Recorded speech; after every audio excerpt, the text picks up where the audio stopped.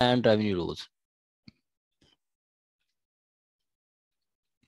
Land revenue rules में start में बताता है कि जी प्लीडिंग प्लीडिंग कैसे होगी आपकी। वो प्लीडिंग वो कहता है वो स्टार्ट में मतलब आपने दावा दायर करना है, आपने मतलब एक एप्लीकेशन देनी है रेवेन्यू ऑफिसर को। तो वो आपकी नरेटिव फॉर्म में होगी, नॉट आर्गुमेंटेटिव। वो आर्गुमेंटेटिव नहीं होगी बल्कि वो नरेटिव फॉर्म में होगी। मतलब आपने उसमें सिर्फ कंसाइजली फैक्ट्स लिखने हैं। ठीक है, आपका वो कंसाइज फैक्ट्स लिखने हैं और उसको आपने वो नंबर वाइज जैसे पैरा लिखते हैं, ऑर्डर 6 है उसके तहत होगी। ठीक हो गया। उसके बाद वो कहता है कि जी आपका ये जो भी आप अप्लीकेशन देंगे रेवेन्यू ऑफिसर को, वो उसको आप वेरीफाई करवाएंगे। जैसे सीपीसी में बताया गया है, सीपीसी में आप कोई दावा लिखते हैं तो उसको आप वेरीफाई भी करवाते हैं। हाँ, जैसे ये मैंने लिखा है कल, ये है, ये है। ठीक है, आपका वो देखें कि वो कहता है कि ये आपकी वेरिफिकेशन है। आप कोई भी एप्लीकेशन देते हैं रेवेन्यू ऑफिसर को तो उसको आप वेरीफाई भी करवाएंगे। वेरीफाई ये आपका किस ऑर्डर के तहत है? ये आपका ऑर्डर 6 है, रूल 15 के तहत है। ऑर्डर 6 रूल 15 के तहत ये इसको वेरीफाई कराते हैं, ऑर्डर 6 रूल 15। ठीक है, आगे कहता है आपका रिकॉर्ड ऑफ म्यूटेशन या प्रोसीडिंग। कहता है रिकॉर्ड म्यूटेशन, आपने पीछे पढ़ा था 46(6). 46(6) क्या था कि आपका जो आपका रेवेन्यू ऑफिसर है वो time to time entries check करता रहेगा। क्या? इंट्रीज चेक करता रहेगा। वो इंट्रीज देखेगा कि जी क्या जो पटवारी है, टप्पेदार है, वो इंट्रीज कलेक्ट कर रहा है या नहीं कर रहा। ठीक है, इंट्रीज कलेक्ट कर रहा है या नहीं कर रहा, ये 46(6) के तहत बताता है।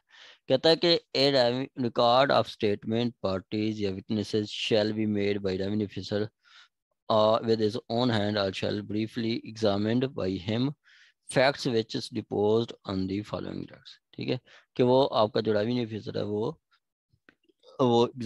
आपका केसेस को एग्जामिन करेगा अपने हाथ से कि क्या वो करेक्शन एंट्रीज सही हो रही हैं या नहीं हो रही। ठीक है, बस examine the facts which depots the grounds of that order, कि मतलब वो क्या एंट्रीज सही हो रही हैं या नहीं हो रही। ठीक है, इस तरह वो आपका वो देख सकता है 46 इसके तहत। उसके बाद आपका आ जाता है ये इनहेरिटेंस के से रिलेटेड है आपका रिकॉर्ड ऑफ म्यूटेशन। आगे कहता है where the acquisition rights acquisition of rights is is by registered sale deed decree shall not necessity to record statement the parties whose witness enforced to attendance। अब देखें कि जब भी आपका इंतकाल होता है तो पार्टीज के आने की जरूरत होती है।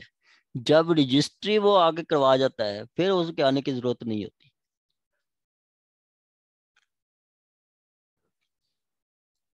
क्योंकि आप रजिस्ट्री के बाद इंतकाल करवा रहे हैं तो रजिस्ट्री में तो वो ऑलरेडी पेश हो चुका होता है।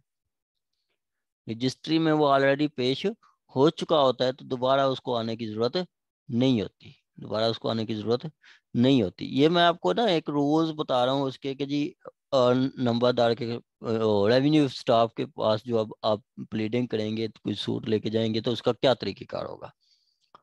ठीक है, एक एप्लीकेशन देंगे तो वो एप्लीकेशन में आपने आर्गुमेंटेटिव नहीं होगी, उसमें बस ब्रीफ फैक्ट्स लिख देने हैं और उसको आपने वेरीफाई भी करवाना है। और उसको आपने जो है वो उसको फिर जो एप्लीकेशन जाएगी तो उस पर नोटिस कर सकता है। उसको लगता है कि रीजनेबल ग्राउंड्स हैं तो वो नोटिस कर सकता है। अब नोटिस करेगा तो उसके लिए वो क्या करेगा, नोटिस के बाद वो जो है पार्टीज को एग्जामिन करेगा, रिकॉर्ड करेगा, देखेगा कि क्या एंट्रीज ठीक हैं या नहीं है। उसके लिए अगर किसी को बुलाना हो और वो नहीं आ सकता तो उसके लिए कमीशन भी भेज सकता है। ये बहुत सारी तरीके कार वो बता रहा है।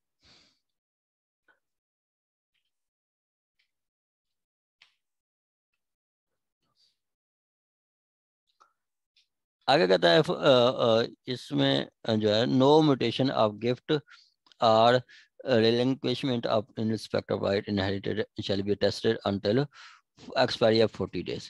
ठीक है, कहता है कि जी अगर कोई इंतकाल है गिफ्ट का या दस्तबरदारी का, राइट्स की दस्तबरदारी का कोई इंतकाल है, तो उसको अटेस्ट करने के लिए आप मतलब उसको अटेस्ट या उसको इंतकाल पास करने के लिए कब किया जाएगा, जब वो बंदा जिसने देना था उसकी डेथ हो गई है और उसको 40 दिन हो गए हों। ठीक है, पर्पज ऑफ डेथ ऑफ प्रोपोजिटस। प्रोपोजिटस होता है, जिसको कहते हैं जद अमजद भी कहते हैं, वो शख्स जिससे आपका शिजरा नसब स्टार्ट हो रहा हो, जैसे आपका दादा या परदादा जिससे आपका शिजरा स्टार्ट हो रहा है।